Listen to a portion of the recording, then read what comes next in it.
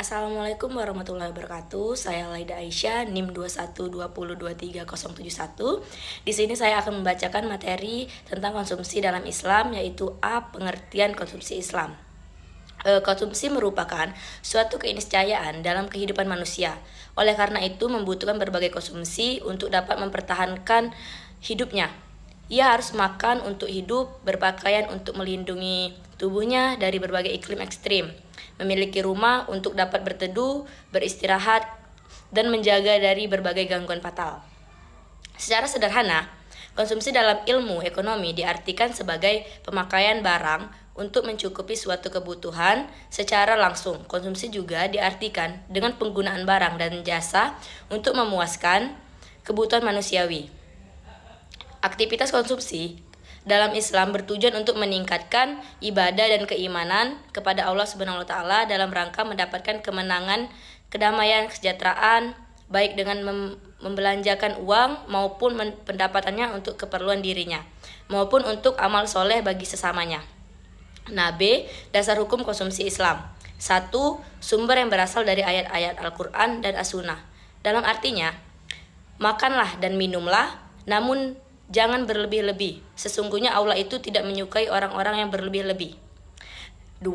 Sumber yang ada dalam As-Sunnah Rasulullah SAW yang bersabda, yaitu ketika kami dalam bepergian bersama Rasulullah, mendadak dalam seseorang berkendara sambil menoleh ke kanan dan ke kiri seolah-olah mengharapkan bantuan makanan, maka bersabdalah Nabi SAW, siapa yang mempunyai kelebihan kendaraan harus membantu pada yang tidak mempunyai kendaraan, dan barang siapa yang mempunyai kelebihan bekal harus dibantukan kepada orang-orang yang tidak berbekal. Kemudian Rasulullah SAW bersabda, menyebut berbagai macam jenis kekayaan hingga kita merasa seorang tidak berhak memiliki sesuatu yang lebih dari kebutuhan hajatnya. Hadis riwayat Muslim.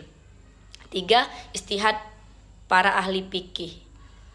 Istihad berarti meneruskan setiap usaha untuk menentukan sedikit banyaknya kemungkinan suatu persoalan syariat. Misalnya dalam menentukan hukum terhadap zakat fitrah yang dilakukan sebelumnya sesudah Idul Fitri. Nah, Al-Quran merupakan kalam Allah Subhanahu wa taala yang diturunkan kepada Nabi Muhammad SAW, ditulis dalam mushaf menggunakan bahasa Arab yang sampai kepada manusia secara mutawatir, dimulai dari Al-Fatihah dan diakhiri dengan An-Nas, disampaikan oleh malaikat Jibril. Nah, Al-Quran juga merupakan sumber dari segala sumber hukum, artinya sumber pokok pertama yaitu keluar yakni hadis As-Sunnah. Baik, itu saja yang dapat saya sampaikan. Saya akhiri. Wassalamualaikum warahmatullahi wabarakatuh. Perkenalkan, nama saya Prima Pramuditian Sutrisno dengan NIM 2120220094. Di sini saya akan menjelaskan mengenai prinsip-prinsip konsumsi Islam. Konsumsi merupakan hal yang fundamental dalam ekonomi, bahkan menjadi insentif bagi aktivitas ekonomi itu sendiri.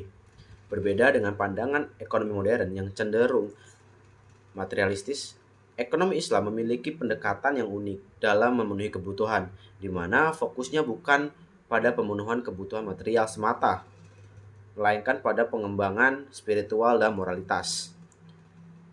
Konsumsi dalam Islam diatur oleh 5 prinsip utama. Yang pertama ada prinsip keadilan, di mana mengonsumsi makanan yang halal dan baik. Halal itu berarti diperoleh secara sah dan tidak dilarang oleh hukum. Makanan yang dilarang meliputi darah, bangkai, daging babi, ataupun hewan-hewan yang disembelih dengan menyebut nama selain Allah, dan mempersembahkan makanan tersebut untuk berhala atau Tuhan yang lainnya. Larangan ini didasari alasan kesehatan fisik dan bahaya moral dan spiritual. Lalu ada prinsip kebersihan. Makanan dan minuman harus baik dan cocok untuk dimakan, tidak kotor ataupun menjijikkan. Islam sangat menekankan kebersihan dalam segala hal, bahkan disebutkan sebagai setengah dari iman. Contoh anjuran Islam Nabi Muhammad SAW meliputi mencuci tangan sebelum dan sesudah makan, tidak meniup makanan atau minuman, dan selalu menutup makanan dan minuman. Lalu yang ketiga ada prinsip kesederhanaan. Dianjurkan untuk tidak berlebih-lebihan dalam makan ataupun minum. Allah tidak menyukai orang-orang yang melampaui batasnya. Lalu ada prinsip keempat, ada prinsip kemurahan hati. Makanan dan minuman yang halal disediakan oleh Allah Subhanahu wa taala sebagai bentuk kemurahan hatinya. Mengonsumsi makanan dan minuman halal adalah bentuk ketaatan dengan tujuan menjaga kelangsungan hidup dan kesehatan untuk menunaikan perintah Allah dengan keimanan yang kuat.